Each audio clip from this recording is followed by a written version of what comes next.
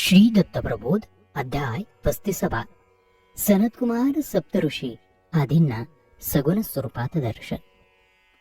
अध्यायाला सुरुवात करूयात. भगवान श्री दत्तात्रयांच्या कृपेनं अनसूयाला अत्रे मुनींनी ब्रह्मदीक्षा दिली आणि या भवसागरातून तिची सुटका केली. तिला मोक्षाचा मार्ग दाखवला. पार्थिव सुखातून अनसूयेचं मनही उठलं होतं. ते भगवत चिंतनात मग्न झाली. देहभान विसरली. अत्रे मुनींचंही तपाचरण ध्यानधारण चालूच होतं. सगळ्यात धाकटा चंद्र आपला गृहस्थ धर्म अतिशय योग्य रीतीने पाळत होता. आपल्या संसारात भारीत रममाण झाला होता. सगळ्यात थोरला दुर्वास तपाचरणासाठी वनात निघून गेला होता आणि अनिकेत अवधूत आपल्या नानाविध लीलांमध्ये मग्न होता. त्याचा सर्वत्र संचार होता.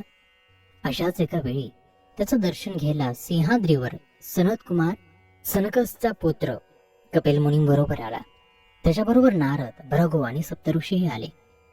त्या सर्वांना सन्मानपूर्वक दत्तात्रयानं आसनं दिली. आपण स्वतः उभा राहिले. दत्तात्रयांच्या दुर्लभ दर्शनासाठीच मुद्दाम ही सारी मंडळी आली होती. त्यांच्या रूपाचे गोडवे ऐकून, त्यांच्या लीलांचा महिमा ऐकून ती सर्वजण आली होती. पण दत्तात्रयांकडे पाहताना त्या सर्वांच्या मनात आलं, हे जे दिसत आहे ते त्रिगुणात्मक रूप आहे.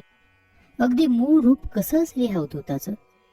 त्याच्याकडे अवतार स्वरूप पाहावं का स्वतंत्र रूपाची इच्छा करावी? त्यांच्या मनातलं हे द्वंद्व अवधूतानं ताडलं आणि ज्याला ज्या ज्या रूपात दत्तात्रयाला पाहण्याची इच्छा झाली होती त्या त्या कल्पनेच्या रूपात ते त्यांना दिसू लागले. दत्तात्रयाशी काही बोलायच्या आधीच, तोंडून शब्द निघण्याच्या पूर्वीच प्रत्येकाच्या कल्पनेतलं ते साजर गोजीर दिव्य रूप अवधूत स्वरूप त्यांच्यापुढे उभं राहिलं आणि त्यांच्या आश्चर्याला खरंच पारावार उरला नाही. त्यांच्या साऱ्या वृत्ती तटस्थ झाल्या. ते मनोमनचं दिव्य रूप पाहता पाहता सगळ्यांची समाधी लागली आणि इंद्रिय प्रत्यय विसरून गेल्या. डोळ्यांची पापणीही न लावता ते रूप प्रत्येक जण डोळ्यामध्ये साठवू लागला आणि मग आपापसामध्ये चर्चा सुरू झाली. सप्तऋषींनी आश्चर्यानं विचारलं, हे पदार्थ मात्र कोठून येतात? उद्भवून कुठे समावले जातात? या कार्याचा अधिपती कोण? तेव्हा सनतकुमारानं उत्तर दिलं, हे सर्व जग मायेचंच हे सारे प्रकार. माया नियंता फक्त परमेश्वर. तोच हे सर्व काही जाणतो आणि त्यावरचा इलाज करतो. सनतकुमारांच्या ह्या उत्तरावर कपिल महामुनींनी सांगितलं, परमेश्वर कोणता? कोणाला ईश्वर म्हणावं? तो कोणत्या स्थितीत असतो हे जाणता यायला हवं आणि ते तसं जाणता येतही. कपिल महामुनी जो निर्गुण आणि निरामय आहे त्याला ईश्वर म्हणावं. तो ईश्वर अनादी, अगम्य, साचार, निरालंब, निरांजन, परात्पर आहे. सनतकुमार म्हणाले. त्यावरती कपिल मुनी म्हणाले, सनतकुमार, एवढं ईश्वराचं गुणवर्णन करतायत तर त्याचे गुण तरी तुम्ही सांगा. नारदानं शुकाला आणि सर्वांना सांगितलं. शास्त्र, वचन आणि वेदांत तर तुम्हा सर्वांनाच ठाऊक आहे, पण तो साजिरा गोजिरा परमात्मा केवळ वेदांत वाचून कळत नाही. त्याला समजून घ्यायचा भक्तिभाव लागतो. दुष्ट पातक्यांचा भूमीला भार झाला म्हणजे त्या म्लेंछ पामर दुर्जनांचं पारिपत्य करण्यासाठी आणि स्वधर्म संस्थापनेसाठी, जगताचं उद्धारण करण्यासाठी, शरणागतांचं संरक्षण करण्यासाठी आपलं महात्म्य दाखवत परमात्मा या भूतलावर अवतार घेतो. नारदाचं हे बोलणं संपल्यावर गार्गी म्हणाले, हे सारं बोलायला सोपं आहे, पण अस्तित्वात आहेत ते सारे मायेचे पसारे. या माया पसाऱ्यात भल्या भल्यांना गुंतायला होतं आणि गुंतल्यानंतर जीवनाची नश्वरता त्यांच्या लक्षातच येत नाही. एका अनंत कोटी ब्रह्मांडापासून अनेक होतात. या अनेकांमध्येही तो एकच असतो. या एकाच कौतुक या भूतलावर प्राणी मात्र पाहतात. जे जे दिसत आहे ते मर्त्य आहे, लटकं आहे. पाऱ्याचा गुळा फुटावा आणि त्याचे रवे रवे सर्वत्र पसरावेत तसाच हा अनेक स्वरूपात विनटला आहे. त्याच्या मायावी स्वरूपाला बोलूनच प्रीती वाढते आणि जन्म मृत्यूचं न खुंटणारं चक्र सुरू होतं. पण जो ह्या चक्रात गुंतत नाही, अनासक्त राहून सर्व काही भोगतो, तोच तो खरा. गार्गीचं वक्तव्य ऐकून भृगु ऋषी म्हणाले, ह्या सर्वांचा संचय घेऊनच श्री दत्ताराणा अवतरला आहे. त्याचीच ही साकार मूर्ती. हा आनंदाचा आगरू, सर्वज्ञपणाचा सागरू मुद्दाम जगत उद्धारासाठीच अवतरला आहे.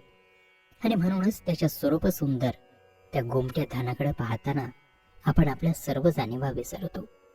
भोग तहान हरपून बसतो, कार्यकारण गमावून बसतो. मधमाशांसारखी आपली अवस्था झाली. आता त्या राण्याचं फक्त श्रवण करणं बाकी आहे. ते एकच आज त्यांनी पुरवावे. हे भृगु भाषण ऐकून दत्तात्रेयानं आपण कोण हे त्या साधकांना सांगायला सुरुवात केली.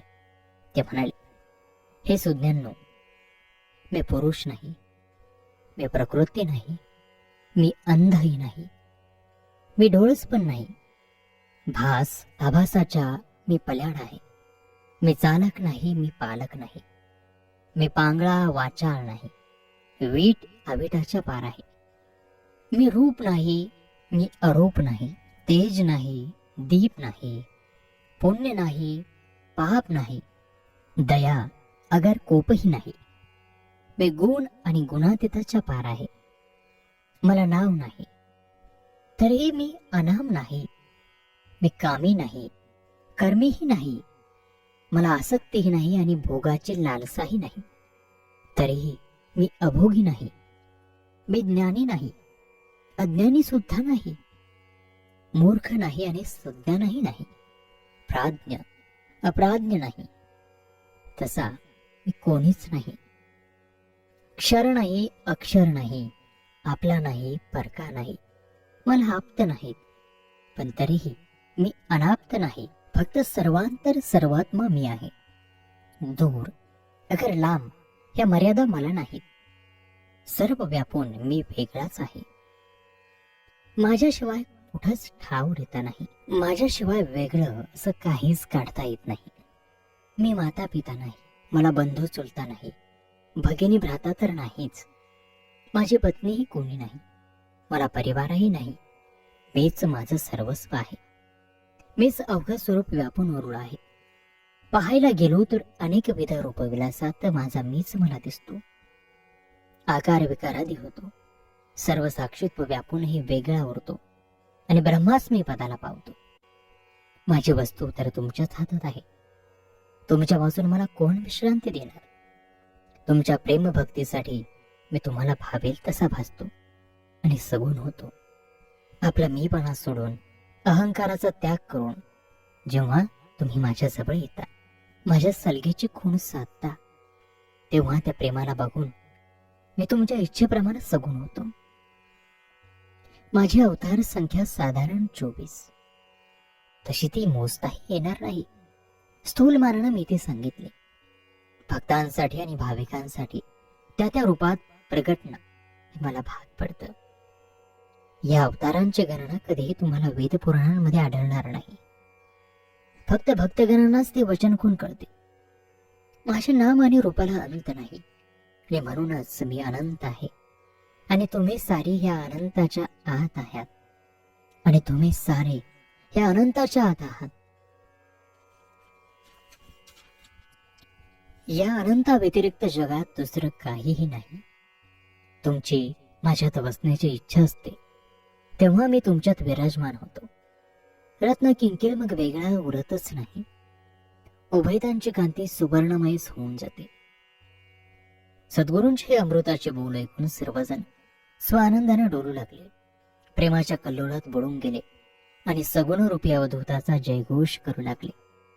अथवाई मिळी मिसळून गेले. देह अहंता विसरून जाऊन परमानंदी मग्न होऊन सर्वांनी श्री दत्तात्रयांच्या चरणी मस्तक ठेवलं. दत्तानेही सर्वांना नमस्कार केला. प्रेमानं आलिंगन दिलं. समसाम्य आलिंगन होताच गार्गी, भृगु, नारद, सप्तर्षी आणि सनत कुमार यांचं मेतूपण हरपून गेलं. जसं सागरात मीठ मिसळून जावं तसं देहपण ब्रह्मपणाच्या गेयात मिसळून गेलं आणि समाधी दाटून आले. अंतर्बाह्य दत्तात्रय भरून राहिल्याचा भास होऊ लागला.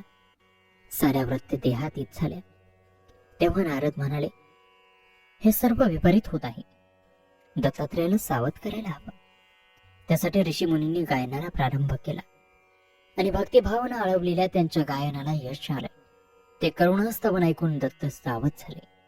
त्यांच्या सर्व वृत्ती जागृत झाल्या. सुख आनंदानं डोलू लागल्या. जगाचं जीवन जाणून कृपेनं कनवाळ होणारा, पतित पावन बनणारा हा दयाघन जगत उद्धारक आपल्या स्नेहल कृपादृष्टीने सर्वांकडे पाहू लागला.